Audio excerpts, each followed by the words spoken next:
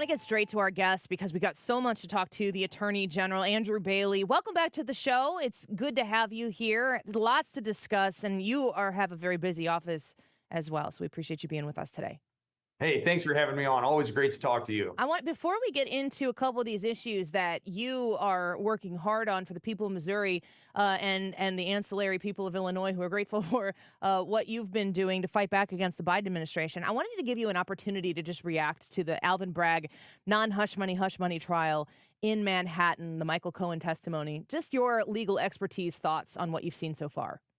Any prosecutor that puts a convicted liar on the stand in a sham prosecution should be subject to discipline on their professional licensure. This is an illicit witch hunt. The case is not supported by the facts or the law. Alvin Bragg is attempting to pervert the law to take a political opponent off the campaign trail and deny Missourians and everyone in the United States, freedom-loving people across the United States, access to President Trump as a political candidate. The goal here was never to obtain a legally valid conviction. The goal was always to interfere with the election by taking President Trump off the campaign trail. Alvin Bragg should be ashamed of himself. I can't believe that the court has allowed this to happen. The judiciary in the state of New York has allowed this to happen and it not acted as a check and balance. You know, prosecutors, all attorneys are held to ethical standards in the model rules of professional conduct. And prosecutors are actually held to a heightened standard of rules and can't be self-interested in the case. So when you've got Alvin Bragg, who has sued President Trump while he worked for Letitia James and has campaigned on a promise to prosecute President Trump, he should have been disqualified from this case long ago. And it would have never been filed because, it's not supported by the facts or the law. And just before we move on here, what is the cost to taxpayers in New York to, go through a trial like this? I'd imagine it's got a high dollar. It is. It's enormous. There's an enormous cost to the taxpayers. And I would point out, too, look at how crime is rampant in New York. So the Manhattan District Attorney's Office doesn't have time to prosecute actual criminals, but will use taxpayer resources to attack a political opponent. It's shameful. This is what happens in third world banana republic dictatorships. I hate to see this happening in the United States of America. This level of lawfare is shameful, and we've got to stand up and put a stop to it. Well, as Attorney General of the state of Missouri, we're speaking with Andrew Bailey right now. I'm reading this press release from your office right now. Attorney General Bailey demands DOJ turn over documents relating to prosecutions of President Trump. So you're actually taking action from your position here in the state of Missouri to look into what the DOJ might be communicating with different people. What kind of hunch do you have when you're making this kind of ask? What are you wanting to find out did happen or didn't happen? We believe there's a level of collusion from the Biden administration with the Department of Justice, with local prosecutors in these cases. And it's a level of collusion never seen before in this country. We knew the prosecutions, the cases themselves were an illicit witch hunt prosecutions, but the illicit motivations of the prosecutors themselves are now becoming evident, not only with Alvin Bragg, but specifically with Matthew Colangelo. This is a longtime DNC supporter who was the #3 official at Biden's crooked Department of Justice, who suddenly leaves the Department of Justice to go lead Alvin Bragg's prosecution team against President Trump. So this appears to be the Biden administration deploying resources in lawfare against President Trump. We know they've already charged President Trump with an offense that they also admit President Biden committed, but received no prosecution. And certainly we've seen this kind of pattern of behavior in the past in 2016 when they let Hillary Clinton off the hook without even, really looking at the matter, while simultaneously text messages between Peter Strzok and Lisa Page from the Department of Justice demonstrated that the witch hunt against President Trump began before he even took office. So again, this is a sad day in the history of the United States of America that we now have the president and the administration, the Department of Justice engaging in this kind of lawfare and deploying resources to the Manhattan District Attorney's Office to achieve this illicit ambition. You're listening to the Attorney General of the state of Missouri, Andrew Bailey, speaking with us right now. If you find out that there was some sort of collusion, I'm just thinking, I've no legal mind here, but what happens if the people who are supposed to be, levying justice are the ones who are corrupt? Like, what if you prove what you're saying here is to be true? Then, to me, it seems like, who do you go to with that information? Well, certainly these individuals, these prosecutors are subject to discipline on their professional licensure if they're violating the rules of professional conduct. and are self-interested and politically motivated in these cases. But beyond that, there's potential civil liability that President Trump could bring against these individuals if they're acting under a color of state law and violating his civil rights. And moreover, if there's criminal conduct here, then it's time to prosecute the prosecutors. And so it's important that we obtain this evidence and be transparent about this and lay it out there for the public to see so they can understand the illicit nature of the prosecutors themselves. At a minimum, this will give rise to delegitimizing whatever illegal conviction is obtained in this case. We're speaking with the Attorney General of the state of Missouri, Andrew Bailey. You mentioned a word and you said collusion, and it has our YouTube chat popping right now. And someone said all of a sudden it looks like we're going to try to have to look into actual evidence that suggests collusion. We have heard the word collusion be connected with Donald Trump many, many times as the leftist-leaning media tried to, and Hillary Clinton herself tried to throw that allegation against Donald Trump when it comes to Russia and the winning of the first election that Donald Trump participated in.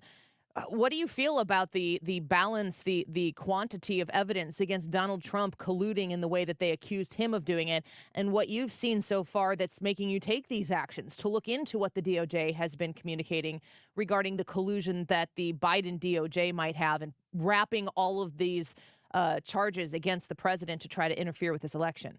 Well, it's absolutely election interference. There was zero evidence ever brought forward that President Trump ever did anything wrong. So the illicit witch hunt at the front end of President Trump's initial presidency was never legitimate in the first place, should have never happened, and was a distraction that was concocted by the deep state to undermine our president. That is shameful and should, luckily the conclusion was properly reached that there was no charges to be filed because nothing had happened there. President Trump did nothing wrong, and in fact was leading this country in a good direction to fight back against foreign actors, poor, badly behaving foreign actors. But I would say this: when you've got Matthew Colangelo, a longtime DNC activist and supporter, who is the third highest ranking official at Biden's crooked Department of Justice, you've got this history of bad behavior by the deep state to attack President Trump. And now you've got Matthew Colangelo leaving the DOJ to take a lower paying job and assist Alvin Bragg in the courtroom leading the prosecution of President Trump. That is sufficient evidence to undermine the credibility of whatever illegal conviction is obtained in this case. Again, that creates the appearance of impropriety. It's an actual impropriety. And the reasonable inference to be drawn from those facts that are established in the public domain is that these prosecutors are illicitly motivated. And that's the important part to remember. Again, that gives rise to censure on their professional licensure, could give rise to civil and potentially criminal liability, and at a minimum, which should result in a reversal of an illegal conviction. Attorney General, how long do you expect this request to take to be honored so that you can get to the bottom of what you're looking for? Well, we're not going to let the Department of Justice stonewall us, as we've seen them do in other instances, and we'll file suit if we have to obtain these records. Again, it's important that the people understand what's going on here. And again, I think you said it precisely right. It amounts to nothing less than election interference. Yeah. They want to take President Trump off the campaign trail to deny us access to our presidential candidate. We can't let that stand. We've got to fight back. We're speaking with the Attorney General of the state of Missouri. That subject of the working to get those documents that the DOJ has, the communications that they have regarding potential collusion among the lawfare that they've levied against President Trump. To me, that's kind of the Biden administration's way of campaigning. They can't send Joe Biden out there to make the case that what he is doing for the American people is worth re-election. They have to make sure that the other guy is unelectable.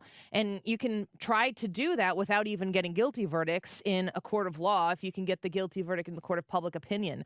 But if we do go for a second over to what Joe Biden is doing, not for the American people, but I will say to the American people, you have another lawsuit that you've filed here. Your press release says that you filed a lawsuit to halt unlawful Biden rewrite of Title IX, allowing males in female spaces. I mean, I was a female athlete in high school, four-sport athlete through my senior year of high school. I'm raising three daughters, one of which is the oldest is a very good athlete, and she is 11, so she's just about to get into the place where competition is really starting to gear up. And I have to prepare myself for how I'm going to react to an instance where she might find herself competing against a man or a young man or an adolescent boy.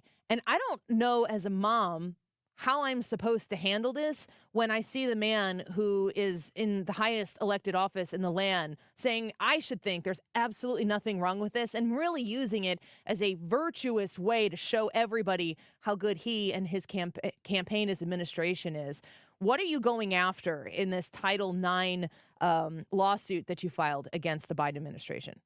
Annie, as you well know, Title IX for the past 50 years has stood in the way to protect women's sports, women's access to athletic competitions, the sanctity of women's sports, and the privacy of women's locker rooms and bathroom facilities in order to facilitate these athletic competitions. And what President Biden is doing is trying to undermine that, the plain text of the statute and the 50-year history of the statute, in an attack on equality for women. He wants men to be able to use the restroom with your daughter and then compete against them in an athletic competition, or shower next to them in a girl's locker room. I mean, this absolute ridiculous insanity on behalf of the Biden administration. Not only is it the wrong policy position, but because it undermines the sanctity of women's athletic competitions and privacy, but it puts women and girls at risk from a safety and health welfare standpoint. But on top of that, it's illegal. The president has no authority to write his own laws. He's got to get that through Congress if Congress wants to do that. I don't think that they will, but it also undermines the system of federalism. The state of Missouri has the Save Women's Sports Act,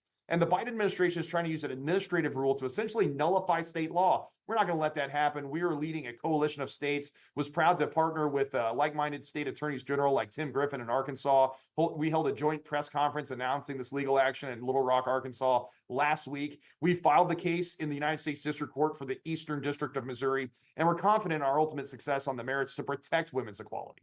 Well, we appreciate your efforts for doing that and really making the necessary noise to make sure. It is refreshing to just see someone else go, what the heck are we doing here? No, we're not going to stand for this. And to see voices like yours standing up to push back on this administration that gets a free pass from a lot of the people in the media that don't challenge the obvious common sense of men should play in men's sports and women should be played in women's sports, and our young girls should be protected from men being in the bathrooms. Like, well, I can't even believe I'm saying these things out loud as a concern in 2024, but here we are. So, Attorney General, thank you for being with us today and for the advocacy that you are doing for common sense and the people of Missouri and the people of the country. Thanks, Annie. Always appreciate my time chatting with you. All the best to you and your listeners. Thank you so much. We appreciate you as well. The Attorney General of the state of Missouri here with us on the Annie Frey Show, talking about the Michael Cohen testimony in the Donald Trump trial in Manhattan, talking about the request for documents that he has levied against the Department of Justice to find out what kind of collusion may have taken place in the prosecutions of Donald Trump. And of course, the Biden administration's rewrite of Title IX, which really takes it adds the idea of gender into Title IX and really confuses the whole lot of it. Let's take a quick break.